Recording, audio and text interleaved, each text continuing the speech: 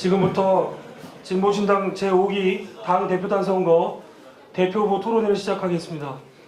사회를 맡은 저는 김정진이라고 합니다.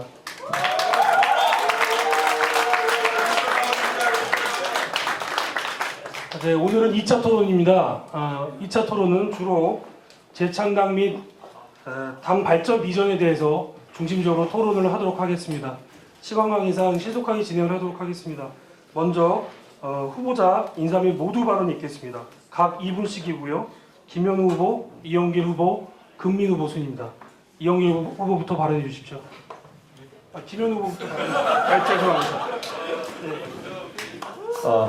서울시당 당원 여러분 반갑습니다. 치밀한 의도대로 논쟁을 주도하는 선거를 하고 있는 합리적이고 유연한 후보 교1번 김현우 인사드립니다.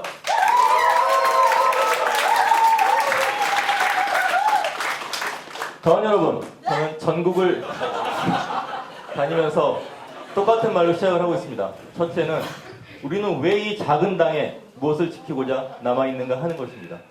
두 번째는 우리는 이 당이 무엇을 위한 어떤 당이 되기를 원하는가 하는 것입니다. 세 번째는 우리는 이 당이 왜 지지하고 응원할 만한 가치가 있는 당인지를 확인하는 것입니다. 당연한 것 같지만 우리는 이것을 확인하지 못했습니다. 우리 것으로 만들지 못했습니다. 지난 5년간 우리가 깨달은 것은 연대든 연합이든 우리 스스로 바로 분명히 설 때만 가능하다는 것이었습니다. 그러나 우리는 그러지 못했습니다. 지금 여러 말의 상태에 나오고 있지만 지금 우리가 힘내서 잘하면 그것으로 잘 되겠습니까? 아니라고 봅니다. 돌아봐야 됩니다. 우리는 정치공학에 휘둘려 다녔던 것이 가장 큰 문제였습니다. 우리의 외로움을, 외소함을 견디지 못하는 명망가들의 정치공학에 휘둘렸습니다. 그분들이 떠난 이후에 그러나 우리 스스로는 너무 부족한 것 같기에 두리번거렸습니다. 두리번거리다가 총선 이후 재창당도 유예하고 대선 준비도 유예하고 그러다가 이도 저도 아닌 우리는 착한 미랄이 되고자 했으나 30초 남았습니다. 어느 곳에서 인정받지 못하는 그런 세력이 되어버리고 말았습니다. 알고 있습니다. 당원 여러분, 이제 우리가 가야 할 길은 적색의 당이냐 녹색의 당이냐 조합이냐 선택할 것이 아닙니다.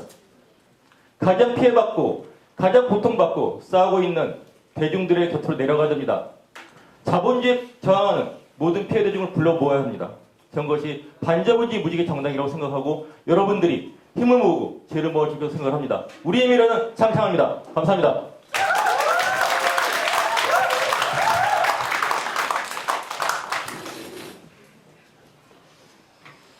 서울 당원 동지 여러분 반갑습니다. 기호 2번 이용길입니다. 인사드리겠습니다.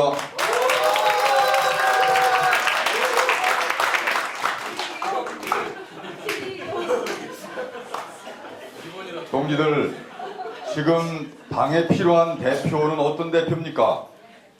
서울시당 동지들께서 바라는 대표는 어떤 대표인가요? 저는 대표 후보 출마를 고민하면서 이렇게 결론 내렸습니다. 신뢰받는 대표 아닌가? 신뢰받는 대표, 그리고 신뢰받는 대표단, 신뢰받는 중앙당, 동지들 어때요? 그래서 안정되고 힘있는 당과 함께 우리 당원 동지들께서 지역과 부문에서 안심하고 당 활동에 매진할 수 있는 이런 당, 이제 임시정당 5년 마무리하고 평생정당 가야 됩니다. 저는 그렇게 주장합니다. 지난 시기 5년 동안 임시정당 아니었었어요.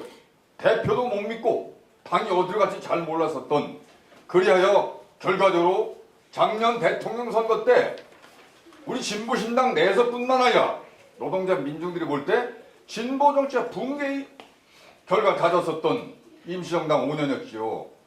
지난해 대통령 선거 생각해 봅시다. 진보신당 내부로 보면 김순자 후보를 지지하면 당론 위반이라고 얘기했어요. 그리고 김소연 후보를 지지한다고 당론이라고 했습니다. 그러나 대통령 후보가 4명이 섰습니다. 노동자 민중들이 볼 때는 진보 정치가 붕괴한 그 현장이었죠. 저는 이 폐허 속에서 진보 정치를 진보신당 중심으로, 진보신당 당원들 중심으로 재건해야 된다, 이렇게 주장하고 그 말씀을 드리려고 기호 2번 대선 후 대표 후보에 출마했습니다. 고맙습니다.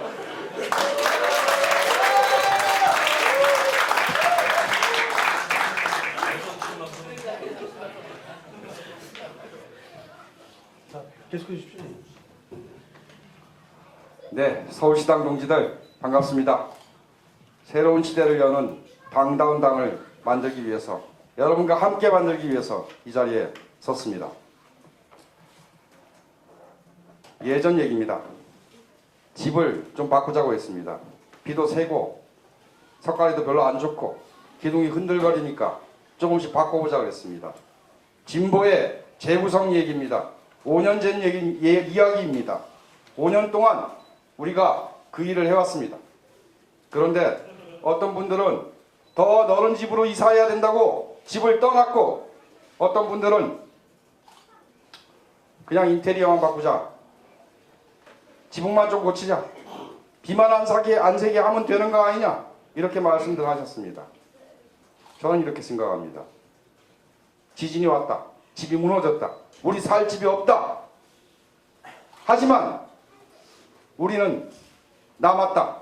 그 시대를 견뎠고 우리는 이 자리에 있다. 우리는 자격이 있고 우리는 능력이 있다. 우리는 새로 집을 지을 수 있다. 그게 저의 확신입니다. 지붕만 고친다고 되는 일이 아닙니다. 튼튼한 토대를 다져야 됩니다. 지진에도 흔들리지 않은, 그래서 우리의 친구들을 그 집안에 불러 모으고 울타리를 넓게 펼칠 수 있는 당다운 당, 새시대의 진보정당, 좌파정당을 위해서 이 자리에 섰습니다.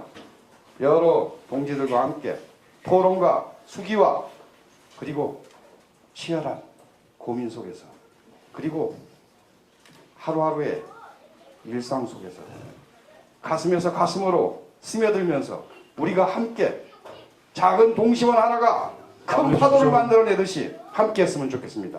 감사합니다.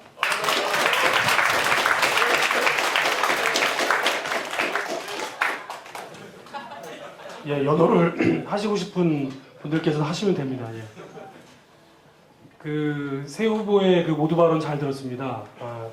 다음은 그 오늘 핵심 주제인 재창당 및 당 발전 비전에 대해서 토론을 하도록 하겠습니다.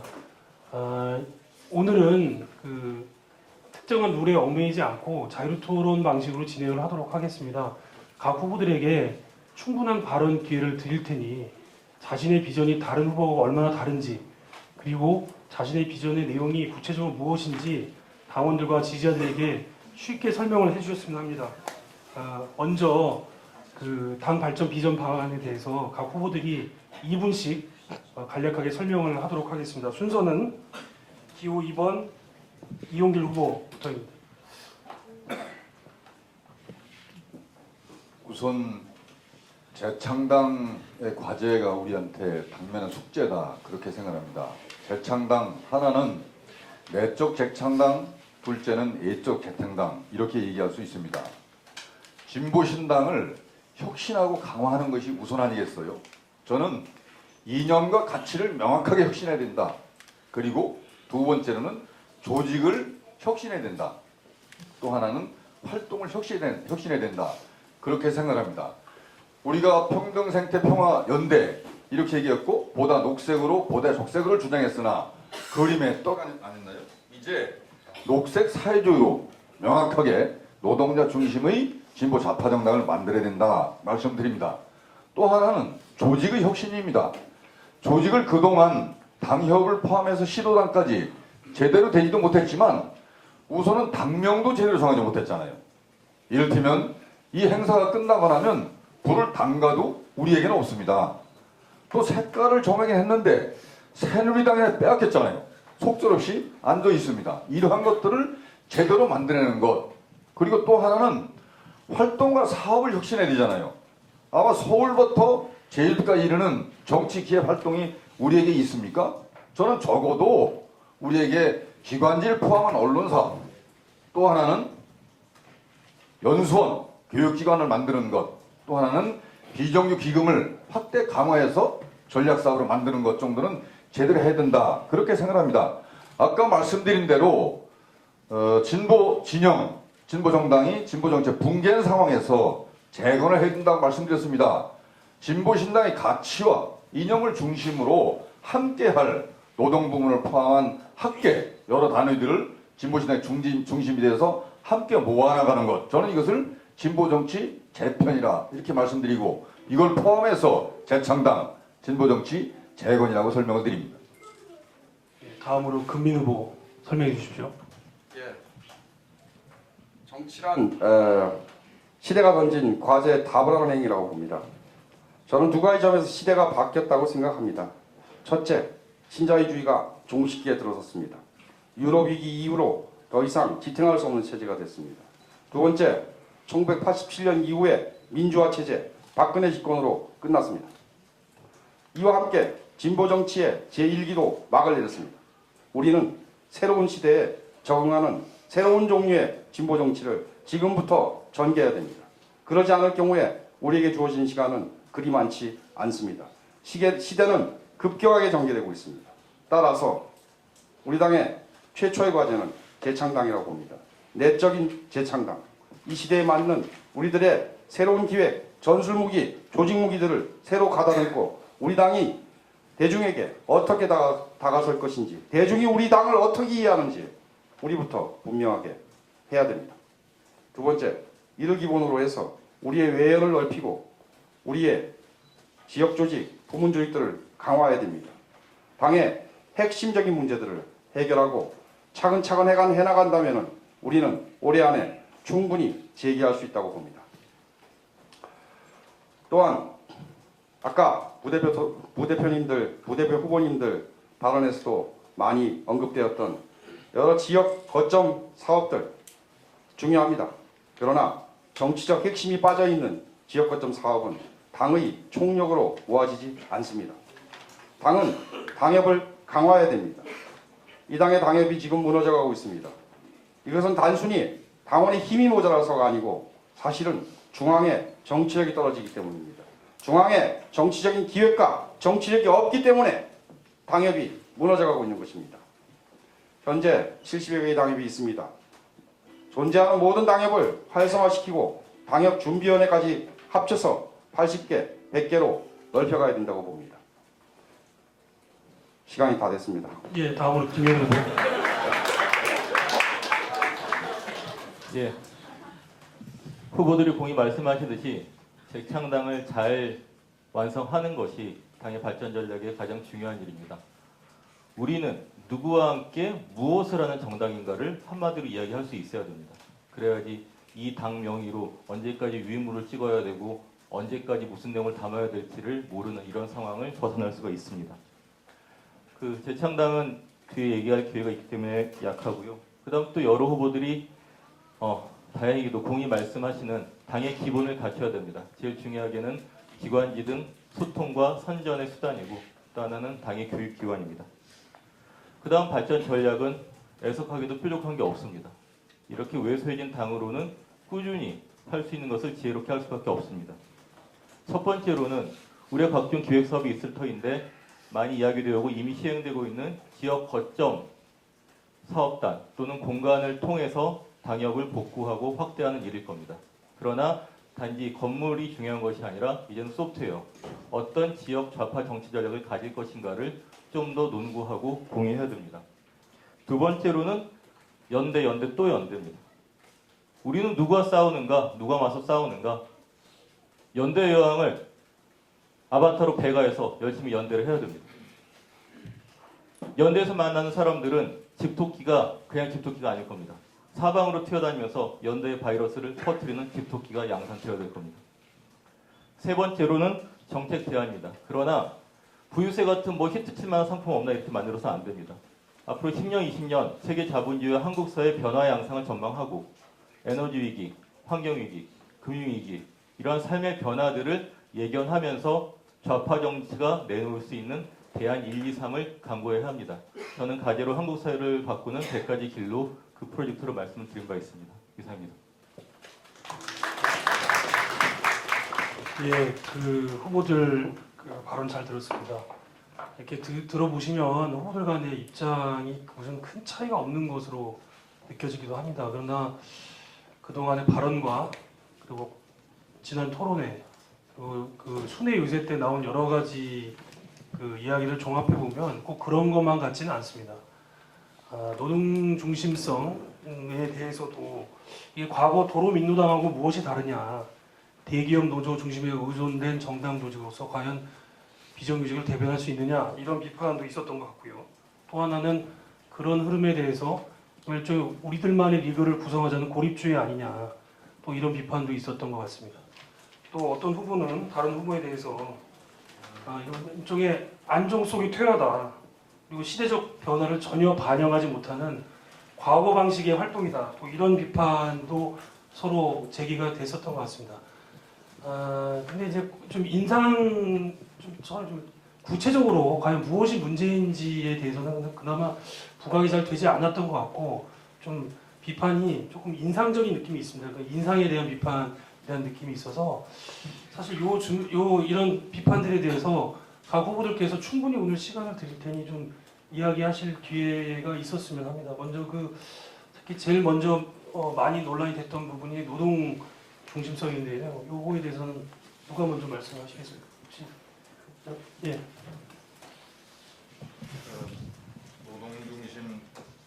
노동중심 진보 좌파 정당 구성해야 된다 이렇게 주장을 했기 때문에 저에게 그 말씀 드릴 책임이 있다 그렇게 생각합니다. 우리가 오늘 서울 일정을 포함해 가지고 울산부터 진보신당 대표단 후보의 대부분 일정들은 노동자들의 투쟁 현장이나 노동자 방문 이런 일정이었었고요. 그리고 우리 시대를 보아도 대부분의 민중들의 투쟁의 현장은 노동자들의 문제이고 노동 현안인 것도 사실입니다. 저는 적어도 진보 정치가 우리 시대로 보아서도 전 국민의 약 80%의 노동자 그 가족인 부분을 받아 안지 않을 수 없다 그렇게 생각하고, 진보신당은 지난 시기 민주노동당 때 민주노총 중심의 의존적인 정당으로부터 진보 비정규 불안정 노동자를 포괄하는 노동 정치를 제대로 실해야 된다 이렇게 주장을 드리는 것이고요. 그리고 조직적인 문제뿐만 아니라 노동 정치의 내용성을 가지고 제대로 정치 사업을 해야 된다 이런 주장을 드리는 것이고, 그걸 못했다, 과거 임시정당했다 이렇게 말씀드립니다. 저는 질문을 하나 드리고 싶은데요.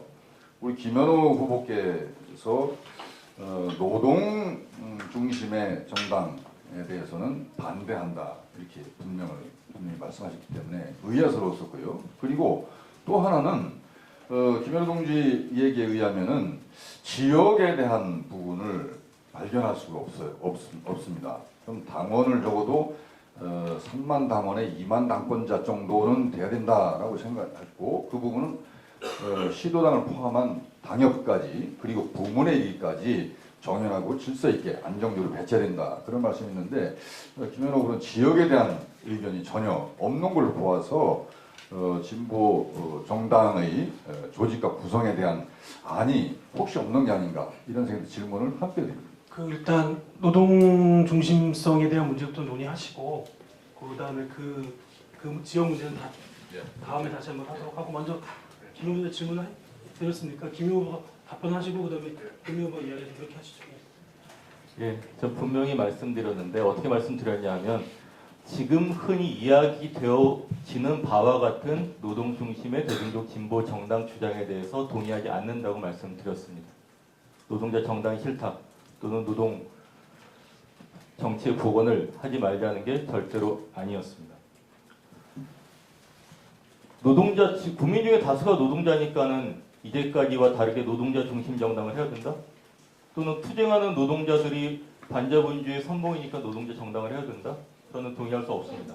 심지어 87년 체제가 성립된 이후 그리고 97년 이후에 바뀐 상황, 장석준 후보가 87년 체제 일부로서 노동체제를 넘어가야 된다고 이야기한 그런 거에 대한 인식을 저는 공유하고 있는지 되묻지 않을 수 없습니다.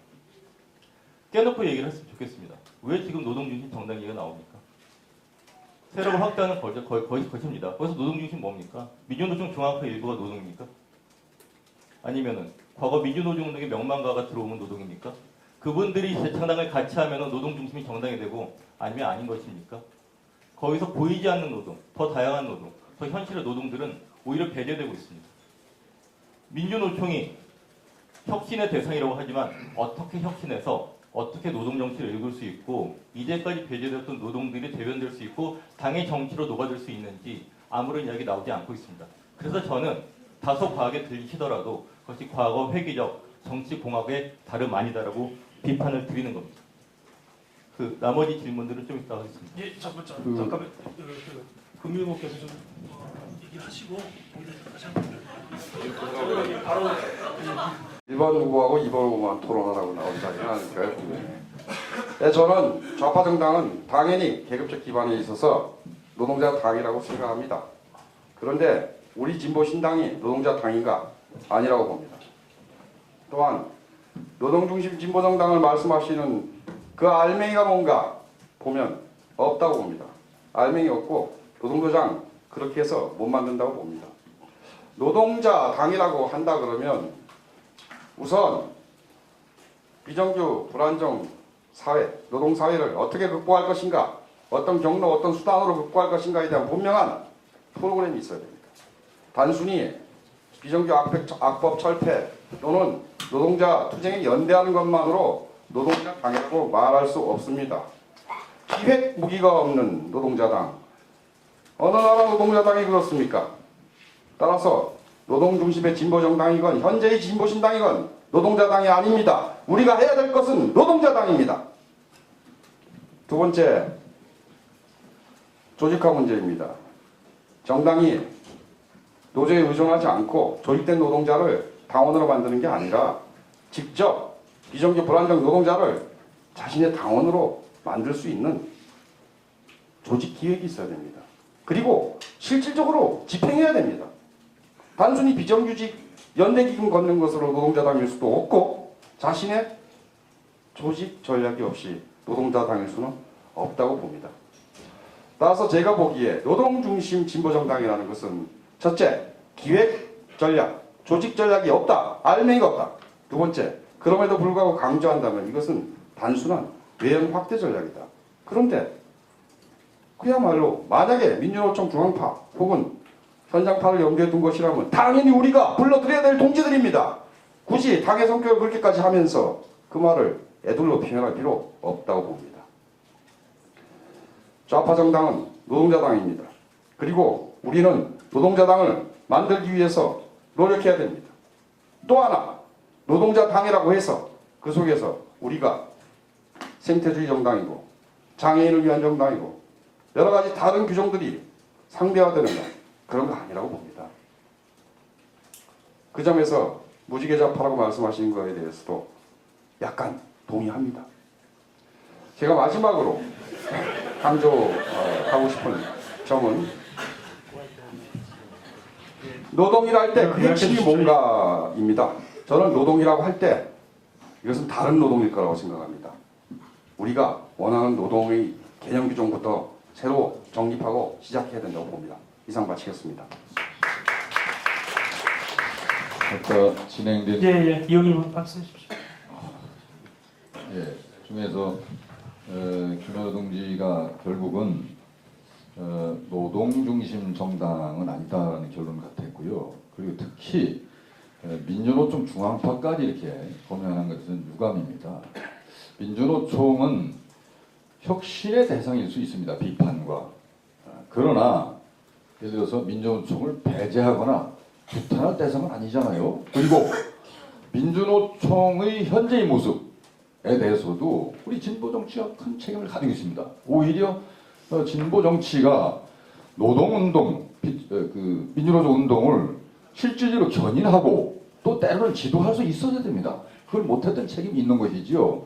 동의들 예를 들어보면요. 지금 철탑에 두 군데 올라가 있습니다. 평택에 있고 울산에 있어요. 울산은 비정규 노동자들이 올라가 있습니다. 평택에는 정규직 노동자 2명과 비정규 노동자 1명이 들어가 있습니다. 쌍차 2646명 비정규 문제 있습니까?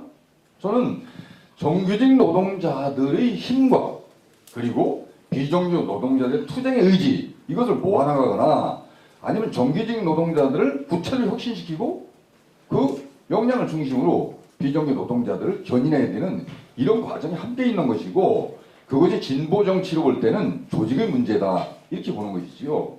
그리고 또 하나는 우리가 조직론만 할 수 있는 건 아니잖아요. 민주노동당 때도 민주노총 조합원들이 많이 들어왔습니다. 산별로 지역별로 당원이 많이 배가 됐지요. 그렇지만 이들은 당원 배가와 당비 내는 것 이외에 이들을 정치적으로 조직하지 못했다 이렇게 평가하고 있습니다. 근데 그거를 못한 거지요. 말하자면 노동 정치 사업을 명료하게 만들어냈어야 된다는 겁니다. 그래서 이런 문제로 볼 때 결국은 우리 국민 동지께서도 노동 문제에 대해서 상당 부분 광범위한 동의가 지금 만들어지고 있고 김현우 동지도 이 정도 얘기라고 한다면 민주노총 중앙파 아니 민주노총 중앙파가 들어온다고 하면 원래 안 받습니까? 지금 상태로 보면 들어오면 환영과 받고 그 동지들과 함께 노동정치의 장래를 만들어 나가는 노력을 또 해야 되는 것이죠. 저는 그 문제에 대해서 명확한 당의 판단과 구상이 있어야 된다 그렇게 주장하는 것입니다. 네, 잠깐만요. 얘기가 좀 잘 진행되고 있죠. 사실 이게 민주노총에 대한 입장 문제인 것 같습니다. 사실 제가 보기에는 중앙파 조직폭력배 이름도 아니고 처음 들어본 말인데 하여튼 민주노총에 대한 입장 문제인 것 같습니다. 그래서 요걸 조금 마무리를 짓고 다음 주제 넘어갔으면 좋겠습니다. 먼저 조폭 이름까지 나온 건 과한 게 같아서. 예. 그러니까 이제 좀 이게 당원과 지지자들이 다 보고 있기 때문에 좀 설명이 필요한 용어들에 대해서 조금 이제 순화시켜서 말씀을 해주시고. 예. 저는 노동 중심이다, 노동 정치라는 걸 얘기를 하는 것은 의미가 없다라고 말씀드리는 것이고요. 무엇을 위한, 누구에 의한 어떤 노동 정치인가를 진보신당 안에서 활발하게 얘기를 해야 된다고 생각을 하는 겁니다. 그리고 민주노총이 혁신의 대상이지 배제와 규탄의 대상이 되면 안 된다고 하셨는데 저는 혁신 굉장히 바라는데 혁신이 잘 안 되고 있고 무망할 것 같아서 안타깝게 바라보고 있습니다. 그렇지만 우리 당원 중에서 민주노총 활동가들, 조합원들은 민주노총이 보다 연대적인 운동이 되도록 보다 반자본주의 색깔을 강화할 수 있도록 모의를 하고 투쟁을 해야 됩니다. 그걸 방관하지 말고 당의 노동위원회나 비정규위원회에서 같이 토론을 하고 공작을 해야 되는 겁니다. 근데 그런 얘기는 오히려 안 나오고 있다는 것이고요. 두 번째로는 혁신과 갱신을 하려는 의지 또는 가능성이 보이지 않는다면은 규탄할 수밖에 없습니다. 그러나 그렇더라도 저는 배제 안 합니다. 한국 사회 평균 민중들보다 훨씬 진보적이고 건강한 분들이 민주노총에 다수입니다. 중앙파, 현장파, 재창당 과정에서 꼭 많이 들어오셨으면 좋겠습니다. 다만 그것이 우리가 노동정치를 대변해서 왔어 목에 힘주고 좀 한자락 펼치려는 생각이라면 그러지 마시고 한국 사회와 세계 자본주의가 얼마나 변화했는데 같이 몸 납작 깔고선 치열하게 토론하고 실천할 공리를 하자 이런 말씀을 드리고 싶은 겁니다. 금민 후보 박수 치셔야 됩니다. 예.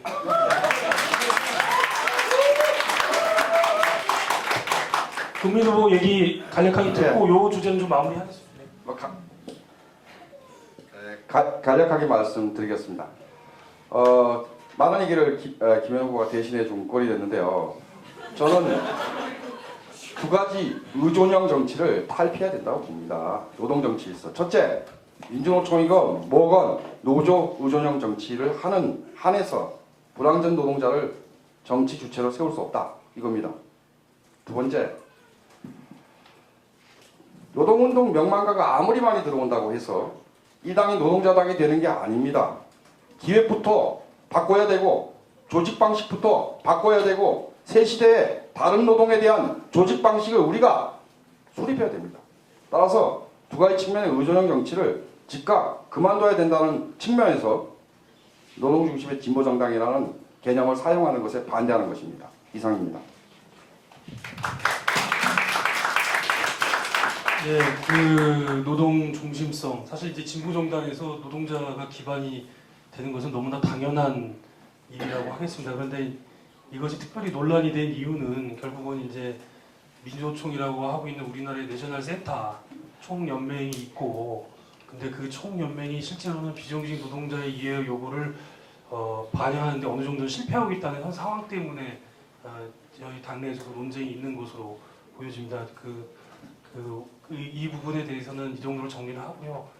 아까 이용규 국회에서 질문하셨던 지역 정치 재건 또 이거 하나의 또 이게 저희가 해나갈 큰 문제고 내년 또 지방선거가 있는 것 같습니다. 그러니까 아까 먼저 말씀하셨는데 그 질문을 드렸는데 그걸로 풀어나가면서 각 후보에 실제로 이제 뭐 당원 배가라든가 지역 조직 활성화 이게 실제로 상당히 어려운 일일 걸로 보여집니다. 그래서 좀 더 구체적으로 어떻게 하겠다는 것인 걸 중심으로 좀 말씀을 좀 해주셨으면 좋겠습니다.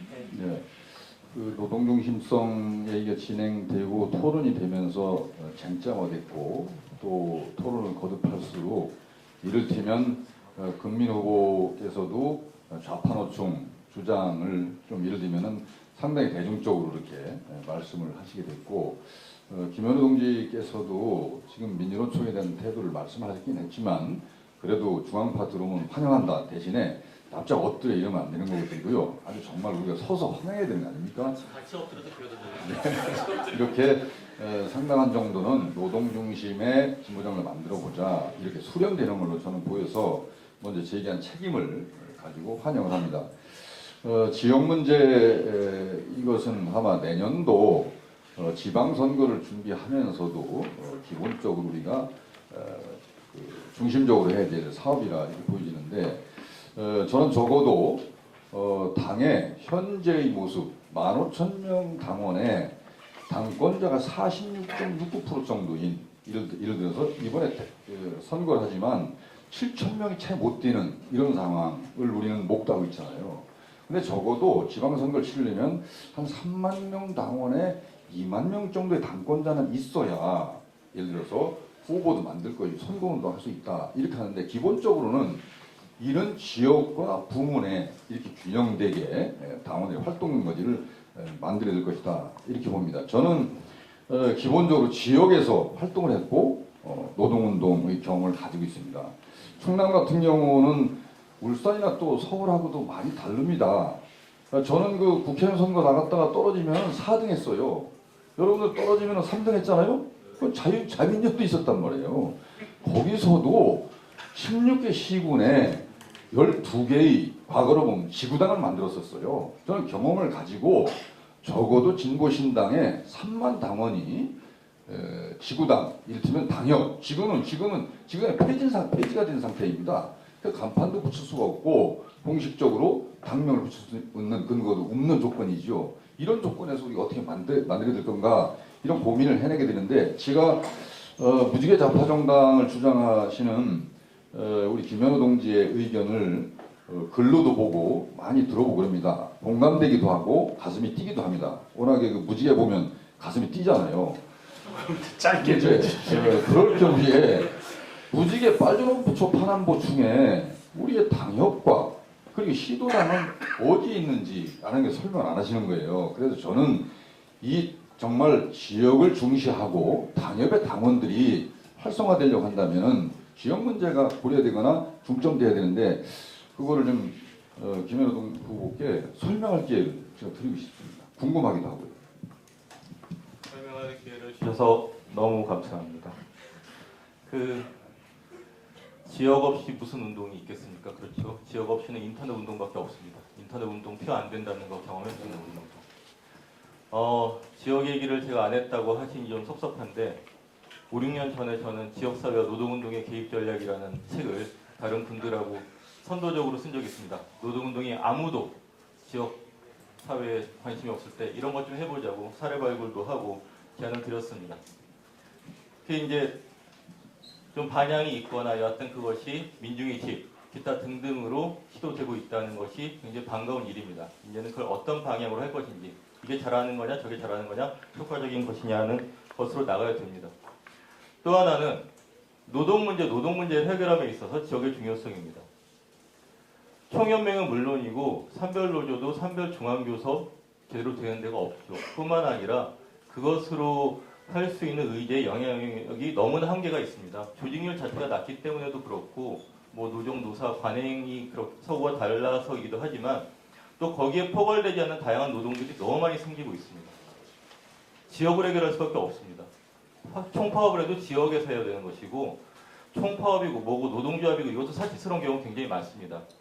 그때 지역 당협이 됐든 민중개집이 됐든 지역 일반 노조가 됐든 사무실, 휴게실, 대피실 만들어서 같이 상의하고 싸우고 법으로 해결 안 되는 경우가 점점 많아집니다.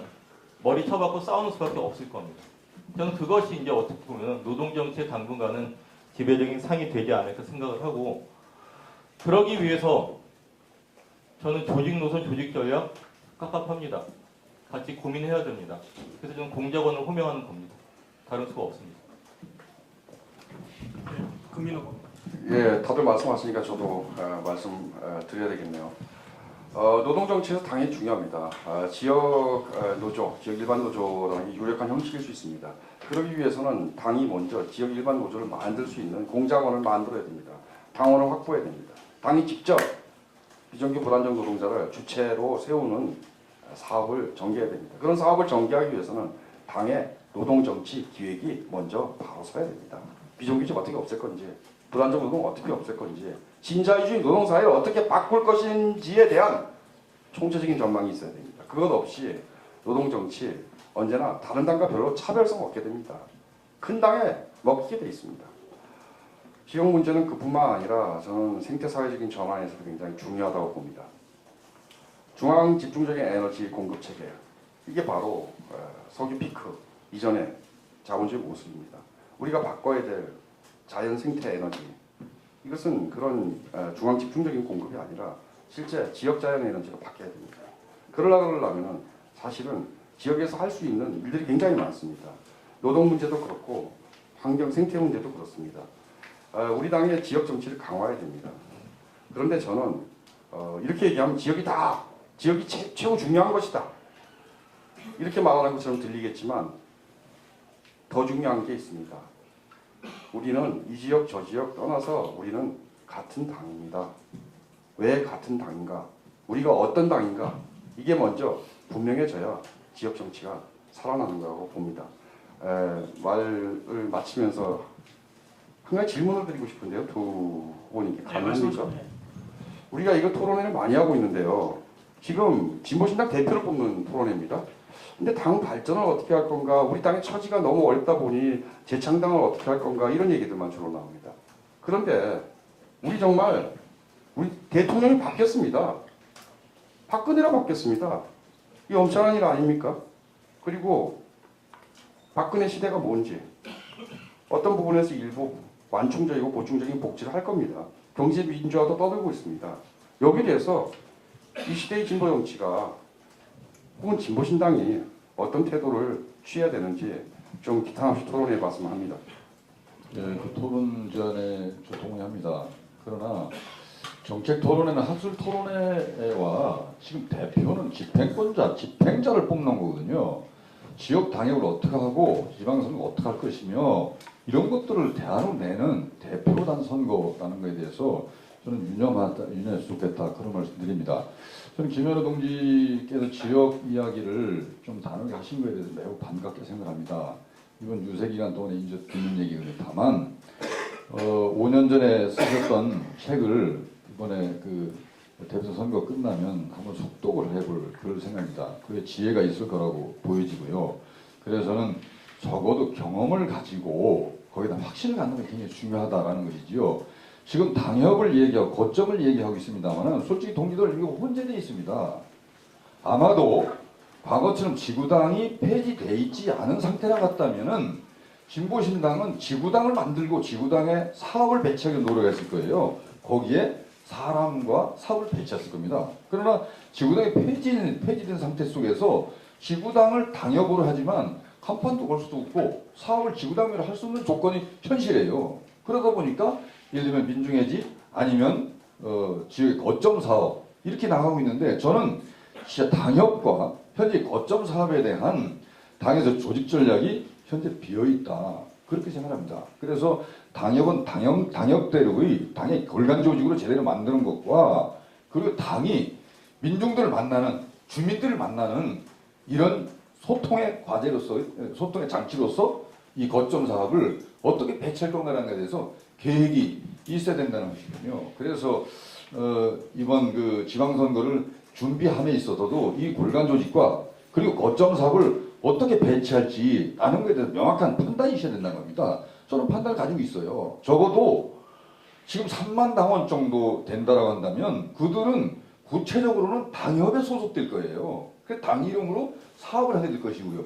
당의 중심이 돼가지고 소통하는 하나의 도구나 하나의 지역의 거점으로서 여러 가지 다양한 형태가 만들어질 거라고 보입니다. 이런 관계에 대해서 당이 아직 합의하거나 구체적인 계획을 갖고 있지 못하는 것이죠. 말하자면 당에는 노동 전략 계획도 없을 뿐더러 예를 들면 지역에 대한 조직 전략 계획도 현재는 없다. 저는 그거를 처음에 말씀드릴 때 임시정당 5년이었다 이렇게 평가를 하는 것이고 임시정당 5년을 극복한 평생정당을 만들어야 된다라는 게 오늘 이번에 진행되고 있는 대표단을 포함한 당직 선거의 화두다. 저는 그렇게 생각합니다. 예, 그 아마 당원들께서 듣고 싶으셨던 걸 바로 아마 이용길 후보께서 이야기하셨던 그 구체적 계획인 것 같습니다. 근데 계획을 이야기해 주셔야 되는데 사회자 보기엔 다분히 좀 원칙만을 이야기하고 계신 것 같아서 좀 답답한 점이 있는데 하여간 이 주제는 그동안 아주 자세하게 토론되지 않았던 것 같은데 나중에 또 추후로 논의할 기회가 있을 수는 있겠습니다만 대표 후보들이시니까 조금 더 먼저 말씀하셨으니까 추가를 하나만 좀 기회를 주시죠. 이게 지금 구체적으로 좀 말씀을 해주셔야 당원들이 여러 가지 판단의 소재로 할 수 있을 그 것 같습니다. 말씀드리려고 아까 말씀하실 때 시간 제한 안 하신다 했습니다. 예. 저는 이번에 그 유세 다니면서 매우 중요한 걸 발견했습니다. 15,000 당원의 당권자율 46%다. 이렇게 되면 굉장히 허술한 당이잖아요. 근데 제가 발견한 것은 지역도 그렇고 그리고 당원들은 매우 준비가 돼 있다는 거예요.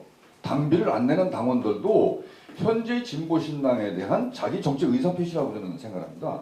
예를 들면 용산당협 동지들 여기 있을 겁니다. 용산당협은 자체 사업계획으로 용산 주민들에게 노동법 강좌를 당원인 전창훈 동지가 6회씩 시리즈 강좌를 진행을 하고 있어요. 영등포도 하셨잖아요. 충남 가보면 충남 당원들이 1년 동안 알바 수첩을 만들어갖고 1년 사업한 결과 이를테면 충남 지역의 청소년, 청년 알바 노동 실태 이런 보고서를 한 100여 쪽에 이르는 것을 저희도 순회 과정에서 발견했습니다. 그래서 이러한 현장의 그 실천과 그리고 이런 모색들을 당이 정치로 기획해내는 것 이것이 사실은 지역사회의 구체적인 모습일 텐데 저는 이것이 그냥 당원들의 자발적 움직이로만 진행되고 있다는 것에 대해서 정말로 안타깝게 생각하는 것이죠. 이거는 구체적 계획에 대해서 얘기를 해주셔야 될 것 같습니다. 다른 두 후보들께서도. 사례를 들었지만 이거 많이 말씀하셨으니까 예. 아니 질문을 저한테 자꾸 하셔가지고 아니 딱 다른 1분만 후보에게 말씀드릴게요. 지금 예. 예를 들면 충남의 사례를 제가 말씀드렸잖아요. 예를 들면 알바 수첩에는 청소년 알바를 해야 되는 중고생들을 포함해서 대학생들까지 그들이 해야 될 기본적인 노동의 권리를 적시해주고 있어요.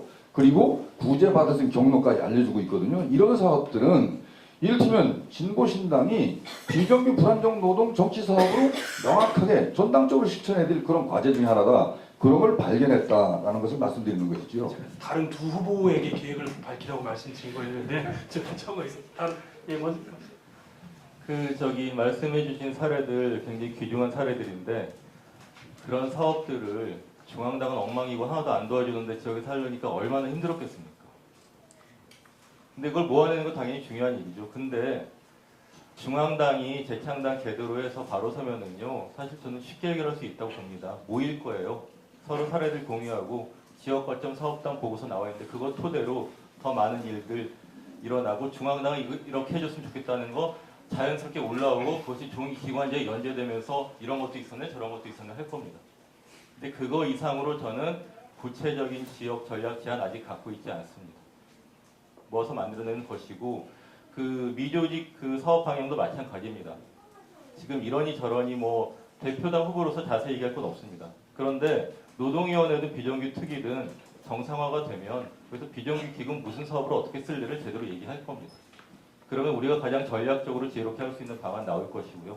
아까 금민 후보께서 질문하셨던 그런 것들, 왜 대표단 선거에서 진짜 중요한 얘기 안 하고 있느냐?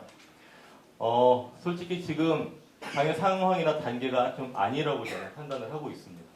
그래서 근데 각 대표 후보들, 부대표 후보들이 큰 어떤 그림들은 던지고 제시를 하고 있다라고 보고, 이런 것들은 대표단 후보들이 완결적으로 제시를 할 것이 아니라 앞으로 저는 당의 중장기적인 이 강령 아래에 있는 한 3년에서 5년을 포괄하는 관통하는 정책 문서 작성이 필요하다고 생각을 하고, 그것이 뭐 100가지 길 이런 식으로 저는 얘기를 하는 건데, 그런 것들의 작성 과정에서 각 지역과 부문과 당원들이 참여를 해서 지혜를 모으면은 한국 사회에서 진보 신당밖에 못합니다. 할 수 있을 겁니다.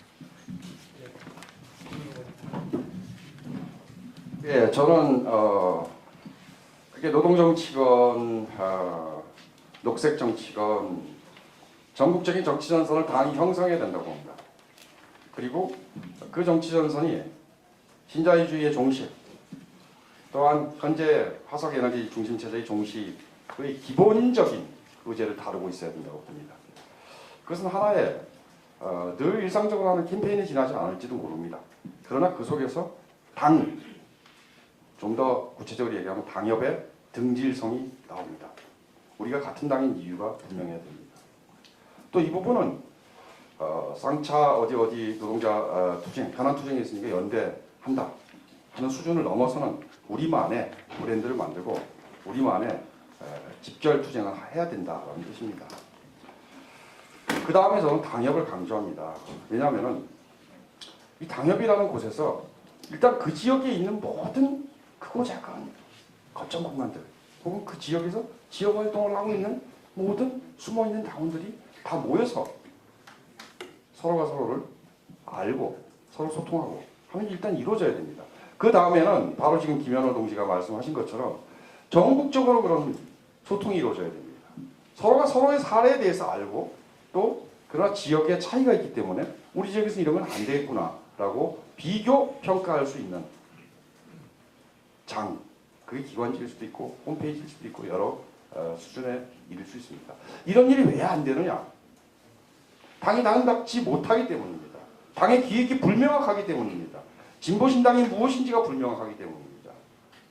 그리고 아쉽게 토론을 하지 마시다 이렇게 얘기를 하는데 실제 정치란 자신의 시대와 대결하는 겁니다. 박근혜 시대입니다. 저기 계신 박은지 부대표 후보께서 박근혜 시대를 넘어서는 진보 정당 뭐 이런 말씀을 하시면서 구호로 걸고 나왔는데 박근혜 시대를 맞서는 정당이어야 됩니다. 그럼 박근혜 시대가 뭔가에 대한 우리 사람들의 인식이 없이 어떤 정치를 우리가 할 수 있습니까? 마치겠습니다. 네, 많이 부족하실 겁니다. 지금 예정된 자유토론 시간이 모두 끝났습니다. 그리고 잠시 휴식 시간을 갖고 테이프를 교체해야 된다고 그러네요. 이렇게 써있네요. 그래서 잠시 휴식 시간을 갖고 그리고 자 다시 시작하겠습니다. 참가하신 분들의 질문지를 사전에 취합해서 공통 질문과 개별 질문으로 드리도록 하겠습니다. 공통 질문은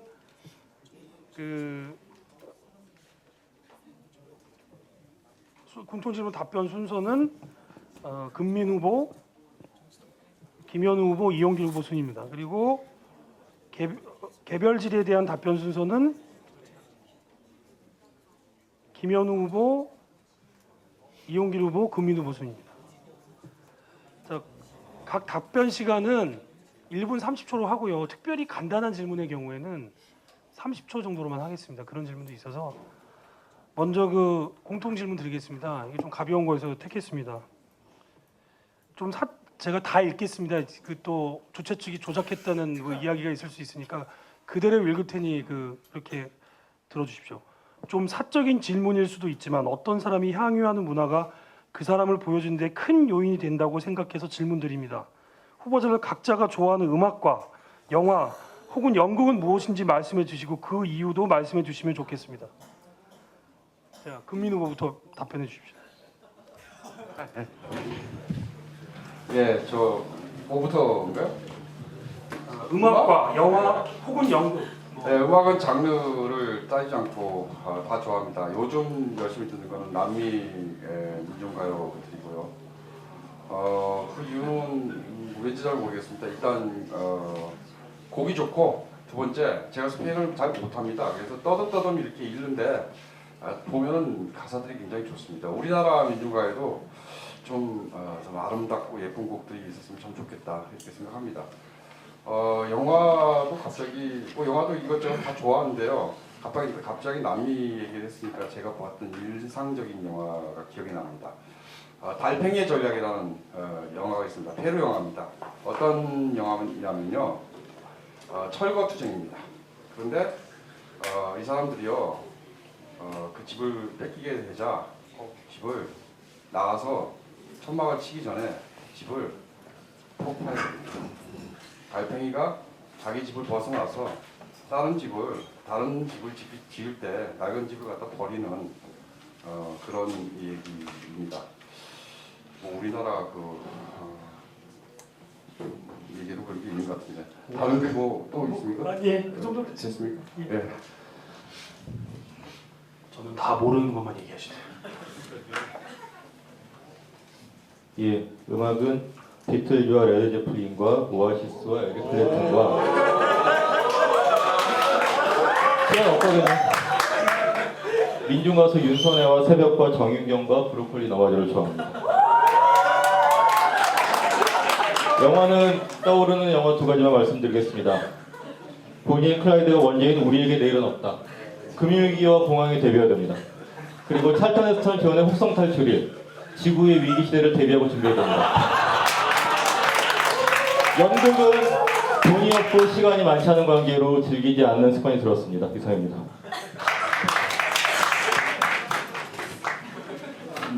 많이들 보셨겠지만 최근에 레미제라블을 감명 있게 봤는데 오랜만에 아이들 둘 가족이 함께 왔습니다. 그걸 보면서 아이들이 아버지를 많이 이해하는 것 같다 그런 걸 느꼈고, 그리고 이번 대표 출마하는데도 아주 좋은 영향을 줄 수가 있었습니다. 의도된 거는 아니었습니다. 제가 도지사 처음에 총선 도지사 출마할 때 18번이 뭐냐라는 질문이 꼭 있습니다. 그때 동지들하고 또 고민을 했어요. 뭘로 할 건가? 제가 잘 부르는 유정철이 할까? 뭐 이러다가 많이 부르는 게 18번이다 그래가지고 가만히 보니까 니문이면 행진국이라 있을 수밖에 없었어요. 많을 때는 4번씩 부르기도 했거든요. 근데 요즘에 우리 김현호 동지하고도 합주를 한번 해볼까 이런 얘기했었는데, 지난번 제가 그 부대표 등 사퇴하고 아주 그 정신적 공황 상태에서 뭔가 좀 위로받을 게 있어야 되겠다 싶어갖고 색소폰을 연주하기 시작했는데 이제 한 2년 조금 넘었지요. 근데 그 중에서 썸머 타임 정도는 동기들께서 원한다면 한번 들려드릴 용의가 있습니다. 요즘 예, 그만하시죠. 질문이 말씀. 대선 치른다고 총장하면서 또 나온 김에 대표 후보까지 하다 보니까 지금 아주 녹이 슬게 돼 있습니다. 안타깝게 생각합니다. 선거 끝나고 그 색소폰 꼭 듣도록 하겠습니다. 자, 다음 질문 드리겠습니다. 그 후보들이 생각하는 무지개 정당은 무엇입니까? 마포구에서 성소수자 단체 현수막 게시를 거부하고 있습니다. 이에 진보 진단은 어떻게 연대할 수 있을까요? 네. 순서는 똑같습니다. 예. 갑자기 그 사건이 기억이 나는데요. 사실 사회 성소수자가 되게 많습니다. 그럼에도 불구하고 혐오스럽다 이렇게 가지고 거부했다라는 게 기억이 납니다. 저는 이렇게 봅니다. 사실은 성소수자 문제는 단순히 신자유주의 문제가 아니라 자본주의 일반의 문제일 수도 있고 어떻게 보면 더 오래된 문제일 수도 있습니다. 그런데 이와 같은 여러 종류의 피해 대중이 하나의 전선에서 연대하고 결합해야 된다고 생각합니다. 이 부분에서 무지개 좌파를 주장하시는 김영철 후보님 생각에 일견 동의합니다. 그런데 제가 더 착목하는 부분은 대체 어떻게 결합하느냐입니다. 대체 어떤 공통적인 깃발 아래 어떤 공통적인 대안을 가지고 어떻게 결합하느냐의 문제입니다. 그리고 그게 바로 당만이 할 수 있는 것이라고 봅니다. 무지개 좌파는 단순한 결합을 뜻하지만 무지개 좌파 정당 할 때 우리는 당 아닙니까? 그런 당이라 그러면은 분명히 신자유주의를 넘어서 우리가 어떤 사회를 만들 수 있는지, 신자유주의의 종식의 방법은 뭔지, 어떠한 전략을 가지고 싸워야 되는지에 대해서 분명히 여러 종류의 피해 대중들이 다 공감할 수 있는 답을 제시해야 된다고 생각합니다. 그리고 재창당 과정이야말로 우리가 이 시대에 대해서 우리의 답을 확정하고 떳떳이 알리는 과정이야 된다고 생각합니다. 마침 무지개 정당 얘기가 나왔으니 잠깐 말씀드리면 저희가 너무 길지 않게 해주십시오. 이건 뭐 그 공약 정책을 묻는 질문은 아닌 것 같다는 생각이 듭니다. 네, 보다 적색으로 보다 녹색으로라고 이야기를 했지만 공문구에 그 친감이 있었습니다. 왜 그러냐 하면 적색은 할 사람은 하고 녹색 할 사람은 하라라는 것이었습니다.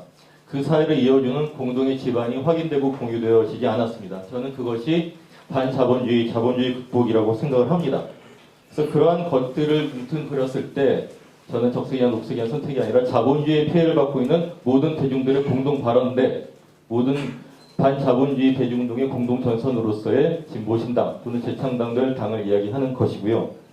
여기서 저는 자본주의 피해 대중이라고 얘기했는데 피해 대중은 사실 조봉암 선생이 피해 대중이여 단결하라라는 말을 썼던 것입니다. 그래서 지금은 반자본주의 피해 대중이여 진보신당의 깃발 아래 단결하라는 말씀을 드리는 것이고요. 성수주자 현수막관 얘기를 하셨는데 다른 거 없습니다. 제도적 해결책을 계속 요구를 해야 되고 밖에서 운동적으로 싸워야 됩니다.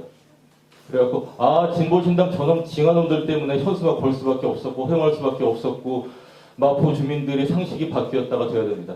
비정규직 문제도 해결도 많은 경우 그럴 겁니다. 제도적 해법 필요하지만 운동이 필요하고 주체가 필요합니다. 그걸 통해서 상식이 바뀌면 자본가와 정부까지도 조금 조심하게 되어 있습니다. 그것이 무지개 정당의 할 일이라고 생각합니다. 그 질문 속에는 우리 스스로가 그에 대한 답변을 갖고 있지 못한 것 아닐까요? 이렇게 반문을 해보고 있습니다. 진보신당 내부부터 이를테면 소수자의 문제에 대해서 명확한 자기 정치사상에 맞는 사업과 제도를 만들어내고 있지 못한 것 사실 아닙니까? 이제서야 여성의원에서 성폭력 대응에 대한 매뉴얼을 발간하는 그런 수준이잖아요. 솔직히 얘기하면 당원들뿐만 아니라 공직 후보자들이라든지 공직 선출직 공직자들에게조차도 우리는 이를테면은 소수자 문제에 대한 교육 및 이런 인식을 제대로 만들어내지 못하고 있습니다.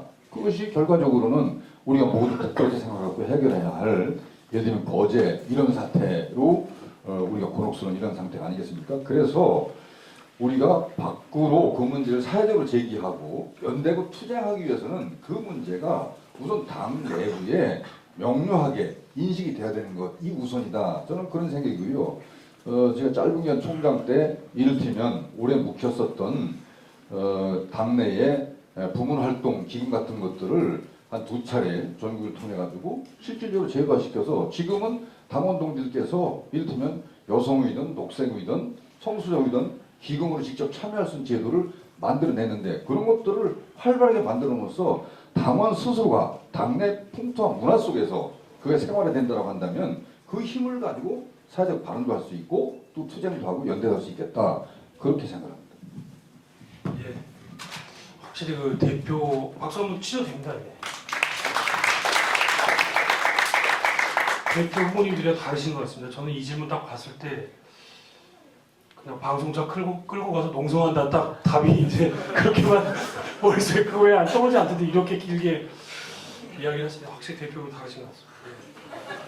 그 다음 질문 드리겠습니다. 이게 계속 순서를 똑같이 하다 보니까 이제 불공정하다는 지적이 있어서 다음 순서는 김현우 후보, 이용길 후보, 마지막으로 금민 후보 이렇게 하도록 하겠습니다. 공통 질문인데요. 공통 질문입니다. 지난 대선에서 경제, 민주화, 복지를 전면에 내세우며 박근혜가 당선되었습니다. 향후 박근혜 정권은 경제, 민주화, 복지를 아젠다로 사회 양극화의 갈등을 무마시키려 할 것입니다. 이에 사회적 약자를 대변하는 진보정당이라는 명제만으로 대안정당으로 나가기 어려워 보입니다. 박근혜 정권의 경제, 민주화, 복지에 효과적으로 대응하는 진보 좌파 정당의 전략을 제시해 주십시오. 이렇게 어려운 걸 하려니까 저부터. 세상에 그런 거.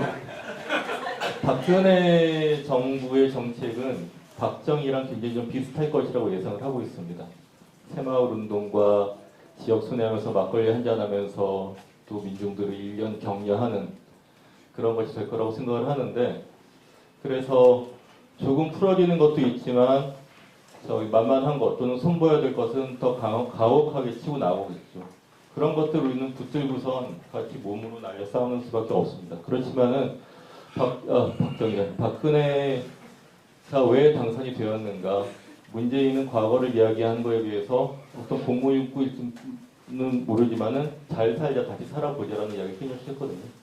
우리는 어떻게 다르게 잘 살 수 있을 것인가, 박근혜가 실제로 채워주지 못하는 것들을 조금 설명을 하되, 또 하나는 박근혜가 아닌 박정희 할아버지가 돌아와도, 문재인 할아버지가 돌아와도 풀 수 없는 여러 가지 에너지 위기, 곡물 위기, 경제 위기, 이런 것들을 경고하고 단지 기다리는 것이 아니라 이렇게 대비해서 자본주의가 망하기를 기다리는 것이 아니라 반자본주의, 탈자본주의의 대안들을 우리 먼저 만들어 보자. 이렇게 했을 때 우리는 조금씩 설득력을 얻고 응원을 받고 성장할 수 있을 것이라고 생각합니다. 이상입니다. 제가 2번인 게 다행이지요. 끝에서 시작하든 앞에서든 중간이니까요. 그 박근혜의 경제 민주화와 복지 정책에 대해서 어쩌면 정말 그렇게 하면 우리는 어떻게, 이런 질문이기도 한다는 생각이 들거든요. 그러나 인수위의 현재 상황을 자세히 들여다보거나 아니면 지난 그 대통령 선거 때 선대본부내에서 김종인이 나왔다 들어갔다 하는 걸 보면 그들이 경제 민주화가 얼마나 그냥 말의 잔치인지 잘 알 수 있습니다. 또 요즘 보면 민주당이 뭐 또 어떻게 해갖고 박근혜하고 복지동맹을 하자 이런 제안까지 하고 있잖아요. 민주당하고 예를 들어서 새누리당하고 복지동맹을 해가지고서 하면 어떻게 될까라는 것에 대해서 좀 답변이 나와 있다고 봅니다. 이미 그들은 어디서 걸리고 있냐면 증세 문제에 대해서 답변을 못하고 있어요. 세금을 어떻게 했다라고 하는 걸 얘기를 못하고 있습니다.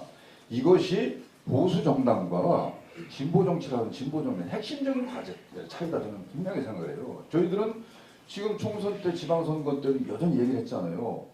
세금적 과세 정책으로 부유세 걷어가지고 정말로 복지를 제대로 해보자 이렇게 얘기했는데, 이 재원을 말하지 않는 복지와 아니면은 예를 들어서 경제 민주화가 제대로 될 가능성이 없을 것이고요. 아마 말의 성찬이 끝나고 나면 곧바로 박정희부터 이어서던 박근혜의 자본 편향적인 것이 아니라 자본이 주인이 되면 어떤 권력이 이 민중들을 수탈하고 착취할 건가라는 현장을 보게 될 것이죠. 그래서 모두가 멘붕에 빠졌다고 하는데 진보신당 동지들이 멘붕에 빠졌다는 소리를 들은 적이 없습니다. 왜냐하면 우리는 그 시대에 싸워야 할 이념과 전선과 무기를 갖고 있다라는 자신감의 발로이다. 저는 생각을 하고 있습니다. 자랑스러운 당원들입니다. 예, 저는 조금 다른 생각을 하는데요. 사실 무상의료 하는데 20조면 됩니다. 그리고 무상교육은 10조면 됩니다. 그렇게 많은 돈이 들지 않습니다. 이건 보편복지입니다. 그런데 선별적으로 어떤 계층을 갖다가 지원하는 거 가능합니다. 예를 들어 무상 보육, 영유아 보육 이 부분에 있어서는 실제 보편적인 현금급여인 기본소득 개념으로도 박근혜가 할 수 있다고 봅니다. 기초노령연금 인상도 할 수 있을 거라고 보고요. 여러 가지 그런 돈 안 드는 복지 할 수 있을 겁니다. 그럴 때 야금야금 실제 수혜층이 어느 정도 넓은가가 문제가 아니라 그것이 이데올로기가 되고 화두가 돼서 전체적인 정치 상황을 지배할 수 있습니다. 이걸 유념해야 되고요. 저는 이렇게 생각합니다. 하지만 그와 같은 소위 복지 플러스 우파 정권 이 한계가 어디서 드러날 것인가를 우리 유념해야 되고, 노동 문제 해결 못할 거라고 봅니다. 경제 민주화, 중소기업 살리기 어느 정도 하겠지만 기본적으로 총수 지배체제 해결 못합니다. 이 부분, 본령적인 부분, 총수 지배체제, 금융 수탈 문제, 그리고 비정규직, 불안정 노동 문제에 대해서 총체적인 전망을 내세우고, 그리고 단지 전망만 내세울 게 아니라 현안 투쟁의 내개고리를 확실히 거머쥐고 우리가 싸운다 그러면은 대중은 우리 편에 더 설 거라고 봅니다. 대중이 부분적으로 현혹되지만 경제 위기가 심각해지면 심각해질수록 대중이 가도에 나오고 우리 깃발 아래 뭉쳐들 거라고 봅니다. 추려서 말씀드리자면 부분적인 복지 진보로는 승부할 수 없다입니다. 총체적인 전망 그리고 사회경제 대안을 가지고 새로 구성하고 새로 싸움을 시작할 때라고 봅니다. 예, 다음 공통 질문 드리겠습니다. 이번에는 이용길 후보, 금민 후보, 김윤 후보 수렴하겠습니다. 진보신당의 평당원은 당직 후보를 선출할 권리 말고는 이렇다 할 권리가 없습니다. 즉 당명은 기본이고 당의 합당과 해산 등 당의 운명을 좌우할 상황에서도 당원 당규상 공식적인 의견을 낼 권한이 없습니다. 당의 압도적 다수인 당직 없는 평당원들과 어떻게 소통하고 당원들을 당의 힘의 원천으로 만들 수 있는 방안에 대해 제시해 주십시오. 이름도 쓰셨는데 이름 안 밝히겠습니다. 예. 우선 저는 당의 당원 동지들을 조직이고 재정이고 실천이다 그렇게 생각합니다. 보석 같은 당원들이죠. 이들이 어떻게 당에 참여하고 그리고 당의 사업을 가지고 지역과 대중을 만나게 할 건가라는 문제입니다. 저는 우선적으로는 현재의 이 당직 선거가 당원 전체 총회를 진행하고 있다라는 생각이 들고요. 제가 드렸던 그 공약 중에서도 구체적인 것 중에서 예를 들어서 기관지와 당내 언론을 만들겠다라고 했을 경우에는 소통의 문제입니다. 예를 들면 당원과 당원이 소통하고 지역과 지역이 소통하고 그리고 당이 바깥 세상의 대중과 소통하는 이런 정치 의제로서의 언론과 기관지를 말씀드리는 것이죠. 그리고 직접적으로는 교육기관과 장소로서의 연수원은 제 평생의 사업입니다. 지금도 대표 아니라면 예를 들면 연수원장 하고 싶어요, 정말로. 그래서 당원들이 직접 만나고 학습하고 교육하고 그리고 거기서 술도 마시고 제주도 당원과 관악구 당원이 만나서 제주 지역과 관악이 소통하는 이런 과제를 구체적으로 진행할 이런 대안을 당원이 채택하고 실시해야 된다. 그래야 당원들이 드디어 당비를 낼 수 있고 또 당원 참여도 이렇게 안내를 해서 당원도 늘릴 수 있겠다 이런 생각을 갖고 있죠.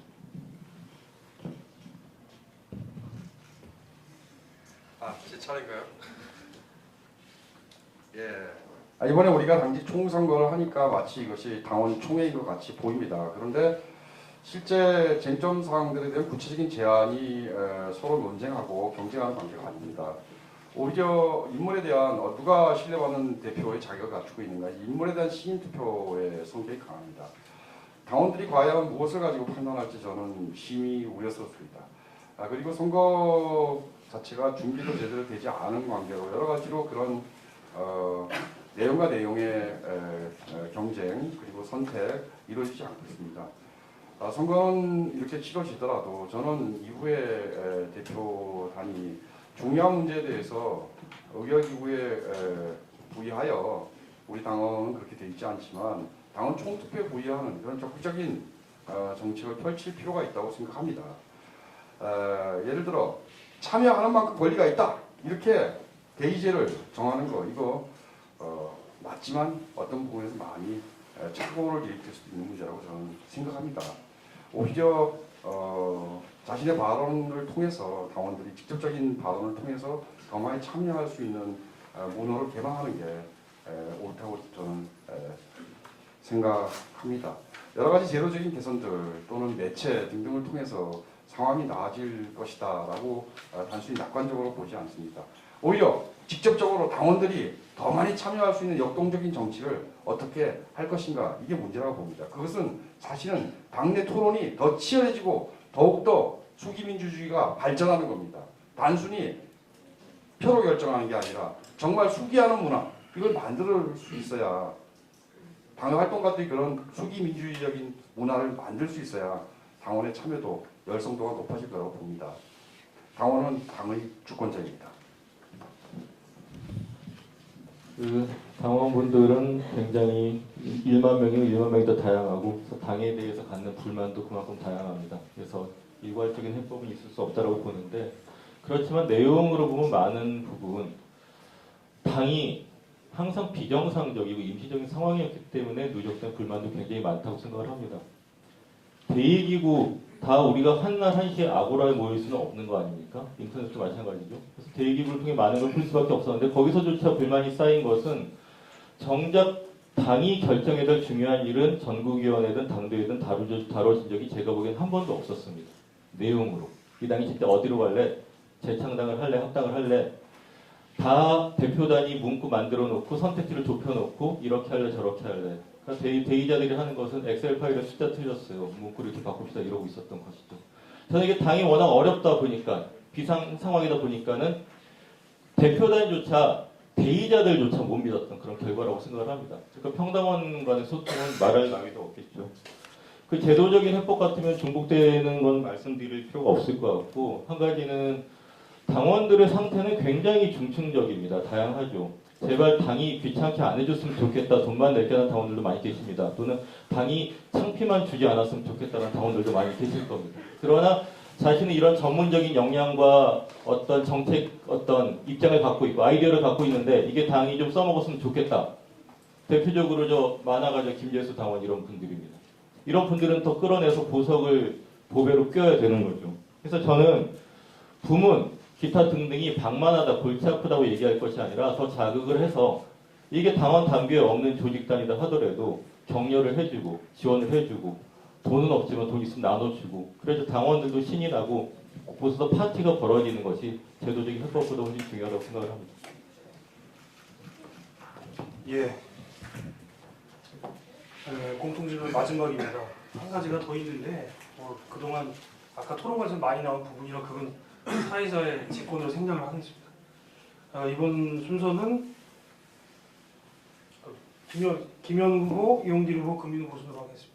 아닌가? 금민 후보 하시죠. 금민 후보, 김현 후보, 이용길 후보 순으로 하겠습니다. 저도 마흔이 넘다 보니까 생각보다 많이 빨리 힘들겠습니다. 모든 후보 공이 단기관지를 만들겠다 하고 있습니다. 기관지는 당연히 필요한 것이고 이미 있었어야 했던 것이라는 점을 동의합니다. 다만 다음 기관지는 대, 가로치고 vs, 가로 닫고 당원용 미디어입니다. 공약 중에서 대국민용 미디어 전략은 없어 보입니다. 향후 진보신당의 정책은 국민에게 알려내기 위한 각 후보의 미디어 전략이 궁금합니다. 대표는 모든 것에 대해 답변할 수 있어야 됩니다. 예, 그 질문하신 당원 동지의 말씀이 맞습니다. 기관지는 대국민용이기도 하지만 또한 당원용이기도 합니다. 따라서 대국민용 미디어 전략이라 그러면 꼭 기관지만이 아닙니다. 우리가 가용할 수 있는 모든 수단, 아까 말씀하신 것처럼 성명농병 하나도 미디어 전략입니다. 유효적절하게 그리고 전격적으로 그리고 여러 가지 공명과 파장을 고려해서 할 수 있다면 그거 역시 미디어 전략입니다. 또한 SNS라든지 여러 매체들을 활용할 필요가 있습니다. 그러나 이렇게 다변화, 미디어의 다변화가 중요한 게 아니라 제가 생각할 때는 메시지가 중요합니다. 메시지가 통일돼 있어야 됩니다. 그리고 상황 전개에 따라서 정격성과 가변성도 중요하지만 일관성도 중요합니다. 국면에 따른 일관성, 한 국면이 지나갈 때까지는 최소한 일관된 메시지 전략을 구성할 수 있어야 된다고 생각합니다. 저는 당 기관지가 최소한 일면에는 대국민 메시지를 명확하게 하는 기관지였으면 합니다. 왜? 당원도 국민입니다. 우리가 당원은 국민과 좀 다른 뭔가 폴란 사람들로 생각하면 안 됩니다. 당원 동지들도 국민이고 저도 국민입니다. 그렇다면 보편적인 정치적인 사안들에 대해서 대국민 메시지를 확실하게 일면에 제시하고 그리고 2면, 3면 등은 그것에 대해서 좀 더 심층적인 해석을 하고 그리고 뒤에는 선전, 당의 기본적인 정책과 기획에 대해서 교양, 선전을 하고 그 뒤는 소통을 담당한 나누를 이렇게 구성하는 게 맞다고 봅니다. 사실은 당원용이지만 일반적인 신문과 비슷하게 구성하고 그것을 우리가 적극적으로 활용하고 나아가서 나중에 가판도 해야 된다고 생각합니다. 그 기관지가 정말 좋다고 생각하는 당원 동지들이 자발적으로 가판을 하는 그런 단계가 되면은 진보신당 반드시 성공할 거라고 봅니다. 이상입니다. 그 크게 쳐주십시오. 하실 때는. 무차별적 국민을 상대로 하는 것은 현수막이든 유인물이든 되는 것이고요. 근데 지금 대표단 선거에서 유독 종이기관지 이야기가 많이 나오는 것은 당원들이 당이 뭘 하는지 모르겠고 소통이 너무 안 되고 당을 알릴 수 있는 매개가 없기 때문에 답답해서 그러는 것이거든요. 그래서 저는 당장은 그 기능에 충실해야 된다고 생각을 합니다. 그렇지만은 이 모든 섹션이 당내 소식으로 채울 필요는 없는 것이고 메시지가 당연히 분명히 해야 되는 거죠. 그래서 저는 여기서 종이기관지 대상을 단기적으로 명확해야 됩니다. 당원과 당 지지자 또는 당원들이 접촉할 수 있는 사람들, 그런 내용이나 명분은 당연히 나오는 것이고, 장기적으로는 일반 대중 교양지 같은 성격을 강화하면 됩니다. 프랑스 공산당이 내도 리마니테나 일본 공산당이 지금도 내고 있는 아카타 적기 같은 게 다 그렇습니다. 잘 만드니까 당도 선점되고 수입도 짭짤합니다. 그래서 장기적으로는 가야 되지만 일단 당장은 올 6월까지 장석준 부대표 후보가 얘기한 대로 꼭 참관을 해서 이게 좋다 나쁘다 평가를 하는 게 중요합니다. 크게 쳐주십시오. 시구시 주저하지 마시고.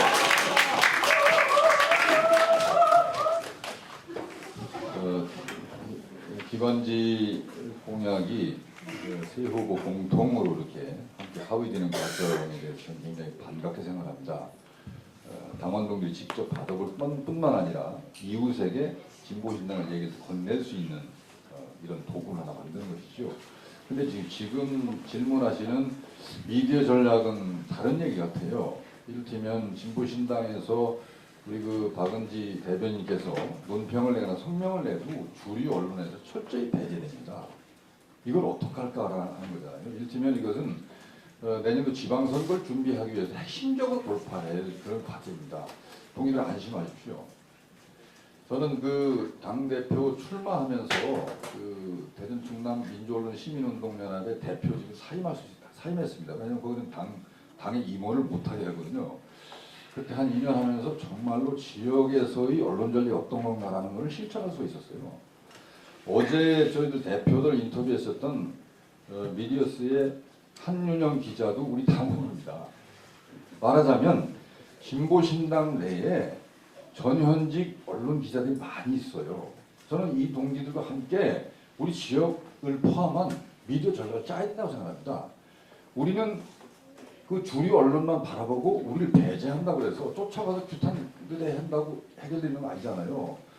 예를 들면 충남의 16개 시군을 바라봐도 그렇고 다른 광역시를 바라봐도 구구 단위에 가면 반드시 종이신문부터 인터넷 신문이 광고신문까지 하면 전부 서너 개씩 있어요. 근데 거기에는 진보신당, 도당이나 시당에서 논평을 내도 널찍하게 실어줍니다. 저는 이것을 당에서 이를테면 미디어 전략으로 진보신당 내에 있는 당원들일 수도 있는 전현직 언론인들까지 포함해서 미디어 전략 사업단을 만들 수 있지 않겠어요? 그래가지고 지역에 가면 지역신문이 중앙일간지보다 더 잘 읽히기도 해요. 왜냐면 동네 소식이 다 나오고 내 얘기가 나오니까 그런 지역을 틈새시장으로 진보신당이 파고 들어갈 수 있다. 저는 그걸 실천해봤지요. 그래서 당의 미디어 전략은 주류 언론을 공격하고 가서 동아일보 아니면 경향신문 안 써줬다고 타박할 게 아니라 우리의 영역을 찾아나는 것에서 전략을 찾아야 된다는 것이고 저는 경험을 가지고 있습니다. 할 수 있다고. 잘 들었습니다. 근데 개별 질문이 사실 이게 한 후보한테 집중돼서 이게 들어와서요. 이게 또 이제 선호도를 반영하는 것인지 아니면 또 저희 당원들께서 그러신 분은 없으시겠습니다만은 뭐 이렇게 뭐 보통 안티라고 그러잖아요. 뭐 그러려고 그러실 건 아니라고 생각이 들고 그래서 그 질문이 사실 이게 많지가 않습니다. 그래서 개수를 맞춰야 하기 때문에 각 후보당 한 개씩 정도만 물어보겠습니다. 그렇게 물어보고요. 같은 순서는 김현우 후보, 이용길 후보, 금민 후보.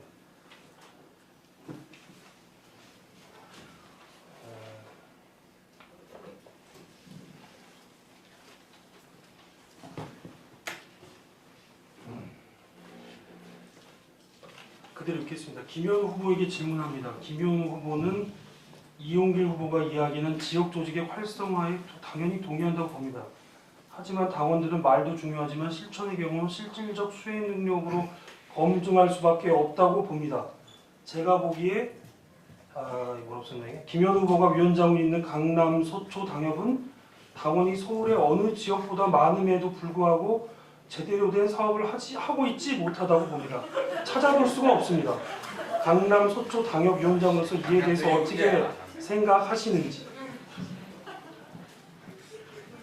참담하게 생각합니다.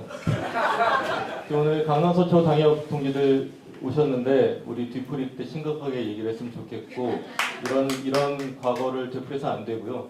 그렇지만 구태여 말씀드리자면 진보신당 창당 초기에 강남 서초당이 굉장히 활기찬 당협이었는데 저는 중앙이나 다른 부문에서의 활동을 위해서 모 인사 등에게 당협을 잘 이끌어 주시라라고 사실 부탁을 드리고 나온 셈인데 다 망가뜨리고 나가셨습니다.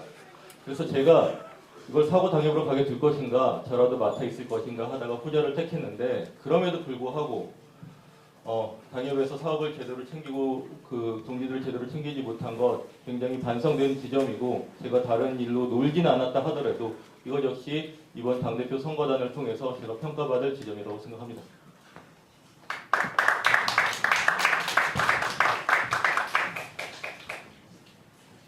이용길 대표 후보님께 지방선거를 치르려면 3만 당원의 2만 명의 당권을 가진 당원이 필요하다고 말씀하셨습니다.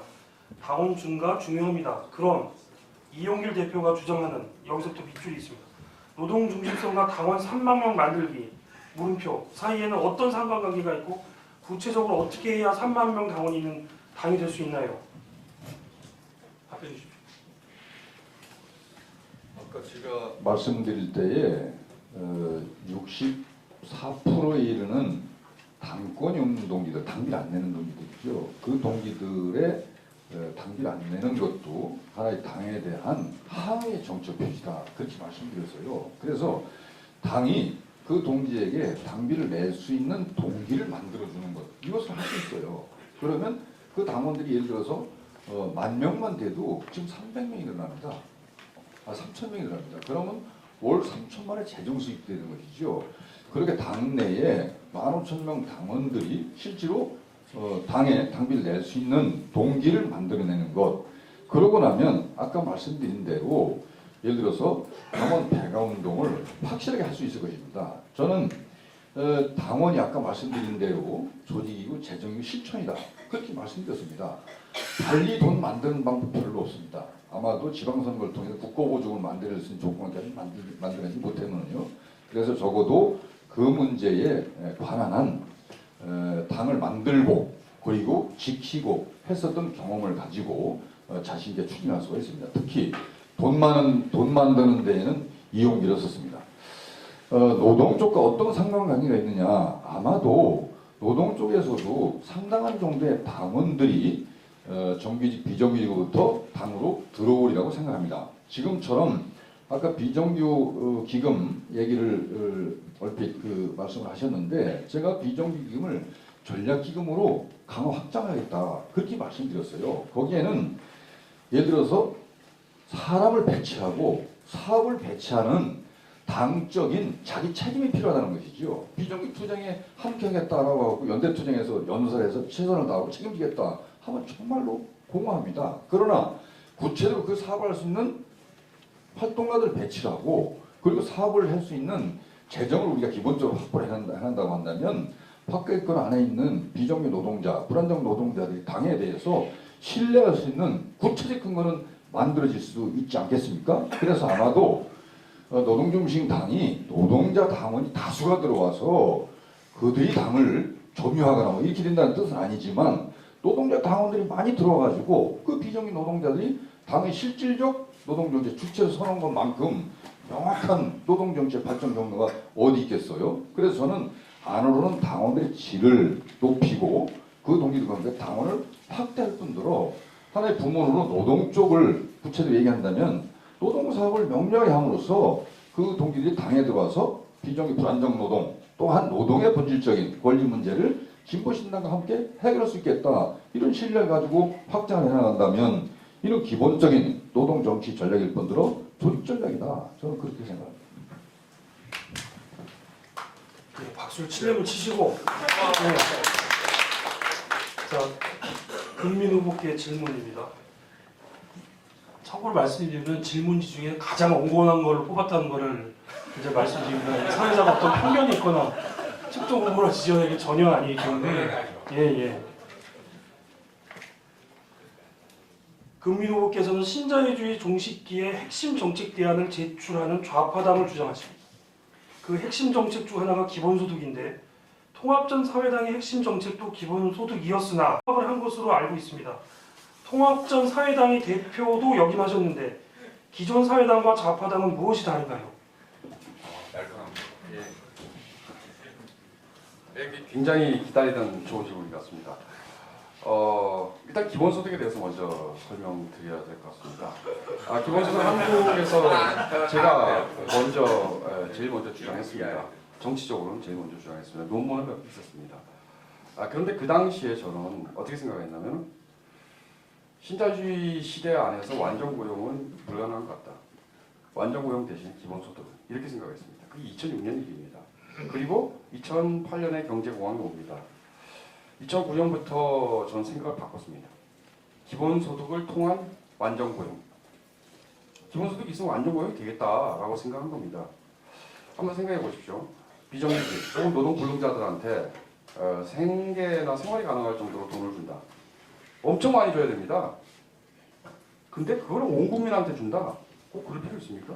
부자들한테 걷어서 재분배하는 거다 이렇게 설명할 수는 있습니다. 그러나 꼭 그렇게 할 필요가 있을까? 오히려 낙인성, 징벌성만 없다 그러면 선별복지도 그렇게 나쁘지 않습니다. 그런데 제가 기본소득에 착목하는 이유는 다른 이유입니다. 적은 금액을 주더라도 그 금액만큼 노동시간을 단축하고 그리고 최저임금을 올리고 그 과정을 통해서 일하고자 하는 모든 사람의 일할 권리, 일자리를 가질 권리가 보장이 된다는 겁니다.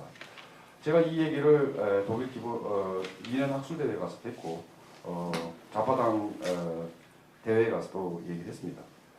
우리가 기본소득을 주장하는 이유는 신자유주의를 넘어서서 새로운 종류의 완전고용 사회, 그렇다고 케인즈주의도 아닌 새로운 종류의 완전고용 사회를 나아가기 위해서 기본소득을 주장하는 것이지 성별복지의 징벌성과 낙인성을 넘어서기 위해서 보편복지의 최고 형태로 기본소득을 주장하는 사항이다. 자본주의 사회가 완전 고용이 되나요?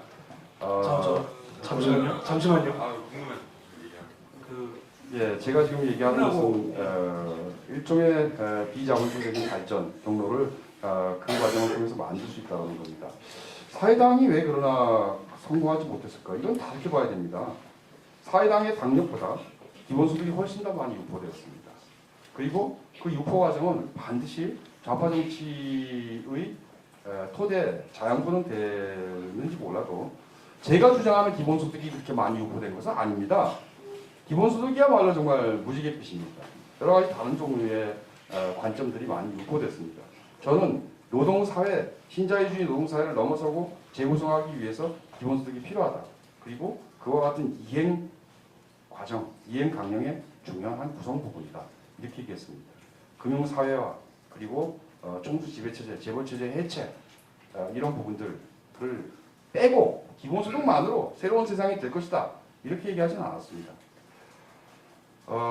이 이야기는 사실은 유럽 좌파의 공통적인 기반입니다. 그리스의 급진좌파 연합, 시리자의 중요 10대 강령 중에 두 가지를 들자면 금융사회화 그리고 최소 기본소득입니다.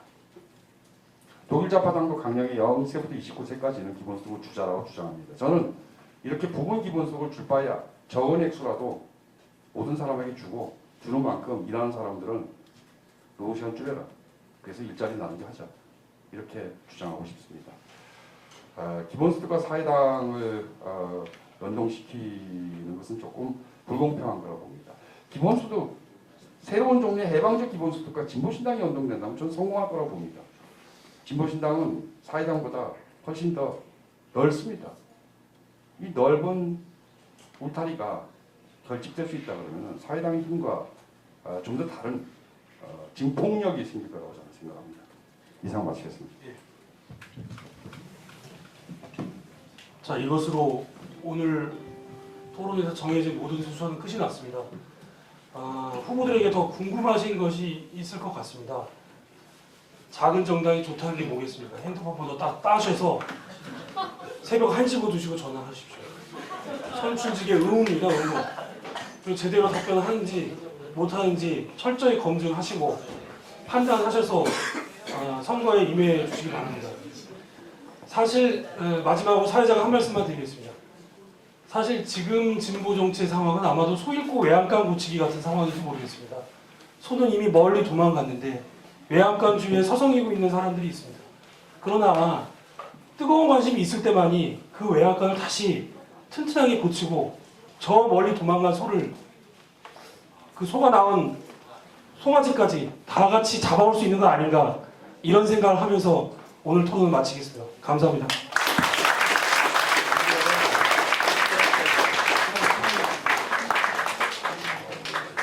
예, 고생해주신 사회를 보신 오늘 김정진 당원님과 네 분의 후보님께 다시 한번 큰 박수 부탁드리겠습니다.